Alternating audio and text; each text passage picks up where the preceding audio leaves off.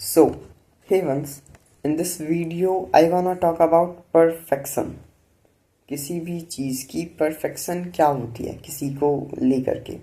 अगर आप जैसे कोई भी नॉर्मल सी चीज़ करते हो या कुछ सोचते हो तो उसके जो रिजल्ट्स निकलते हैं वो हम लोग एक्सपेक्ट करते हैं कि वो परफेक्ट हो, ऐसा कुछ ना हो जिससे हम चाह ना सकें। एक्चुअल में जब हम वो काम स्टार्ट करते हैं या स्टार्ट करने के पहले से अगर हम देखें तो कोई भी काम स्टार्ट करने से पहले हम उसके बारे में सिर्फ इतना सोचते हैं कि कोई भी कैसे भी वो काम हो जाए।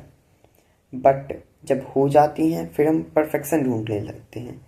और इसमें से बहुत से लोग होते हैं जो कि काम के स्टार्टिंग से ही परफेक्ट होना चाहते हैं या फिर परफेक्शन ढूंढ रहे होते हैं। बट अगर आप स्टार्टिंग के फ्रेजेस से ये देखोगे तब तो ये एकदम भी सही नहीं है। आप काम स्टार्ट कर ही नहीं पाओगे, क्योंकि आप एक बेसिक अगर नीड्स को अगर फुलफिल करना चाहते हो एट अ टाइम तो आपको परफेक्शन नहीं देखना चाहिए, बस उसे स्टार्ट करना चाहिए कोई भी बेसिक स्टेप लेके। बट अगर आप एंड में भी जा कर के यही सोच रहे हो कि इट इज़ नॉट परफेक्ट जैसे हम लोग सोच रहे थे स्टार्टिंग में, बट स्टार्टिंग में तो तुम सोच रहे थे भाई कि बस काम हो जाए, बट अभी तुम ये सोच रहे हो ना कि भाई काम हो गया अब परफेक्शन ढूंढेंगे। तो एज अ मी अगर एज अ माई पर्सपेक्टिव अगर आप देखें तो मेरी वीडियोस भी वैसे कोई परफेक्ट होती नहीं है। बस मैं ओपन करता हूँ कैमरा और बस दैट्स ऑल। ज़्यादा से ज़्यादा इन शॉर्ट से आगे मैं डिस्क्लेमर लगा देता हूँ, उसके अलावा और कुछ भी नहीं, क्योंकि ये परफेक्शन के लिए टाइम की नीड होती है और टाइम से ज़्यादा इम्पोर्टेंट एक्नॉलेजमेंट होता है कोई भी काम के लिए। और अगर वो आपको नहीं मिलती है तो उस परफेक्शन से कोई फ़ायदा नहीं। एज अ पर्सपेक्टिव अगर मैं अपने पर्सपेक्टिव को लेके देखूँ या मैं खुद को ही लेके देखूँ, मेरी वीडियोस की क्वालिटी जैसी है, अगर उससे ज़्यादा व्यूज़ आए तो अच्छी बात है, बट अगर उससे कम आए तो अच्छा नहीं लगता। एंड मेरी वीडियोस तो वैसे ही अच्छी क्वालिटी की नहीं होती है तो मुझे ज़्यादा कुछ फ़र्क नहीं पड़ता। तो काम में आप कितने इंटेंस जा रहे हो इससे पता चलता है आपके रिज़ल्ट को। हो सकता है कोई बहुत मेहनत करे किसी भी चीज़ को लेकर के, उसके बाद वो अपना कुछ एटिकेट्स दे कि भाई ऐसा हुआ वैसा हुआ। बट अगर आप एटिकेट्स के बारे में बात ही कर रहे हो तो ये सिर्फ हाँ या ना तक सीमित नहीं होता, इसमें डिस्क्रिप्शन भी होता है।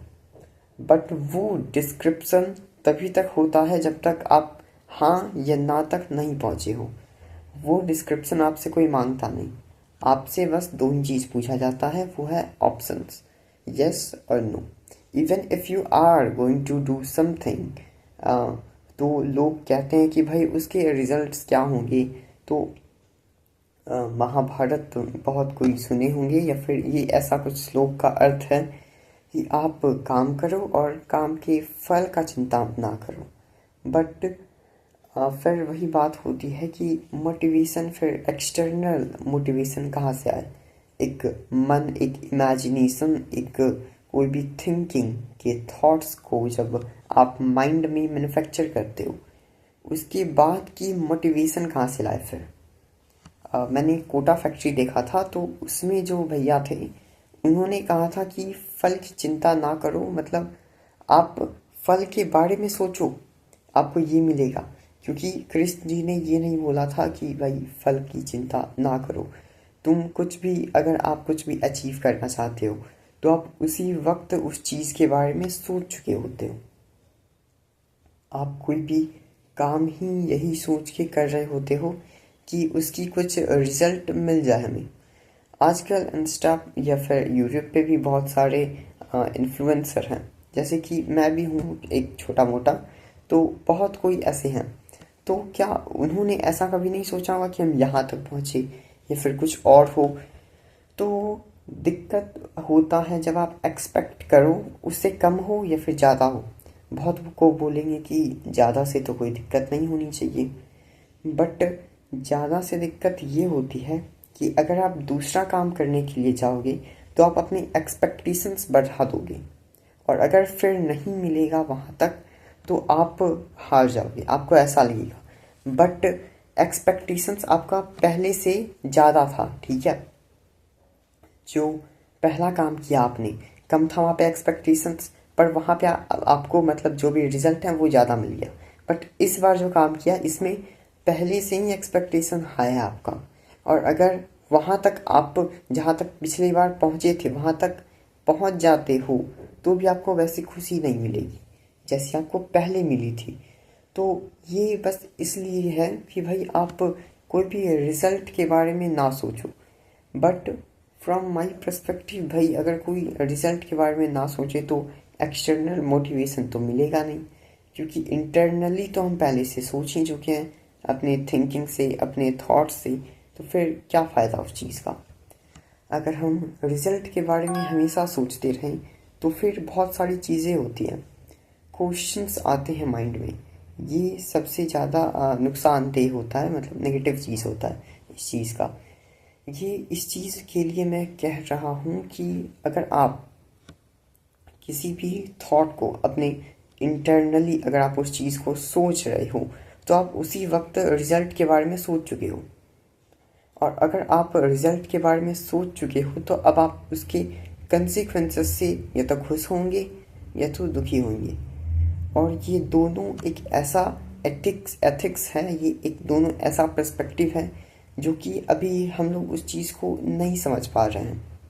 ये इतनी गहरी चीज़ें हैं एथिक्स की, ऊपर ऊपर से तो हम ये देख लेते हैं, बट अगर उसी चीज़ को हम अच्छे से देखें तो बहुत गहरी बात होती है। अगर आपको कुछ ज़्यादा मिल गया किसी भी चीज़ से, आपकी एक्सपेक्टेशंस से ज़्यादा, तो अब आप अगली वाली काम में ज़्यादा एक्सपेक्ट करेंगे।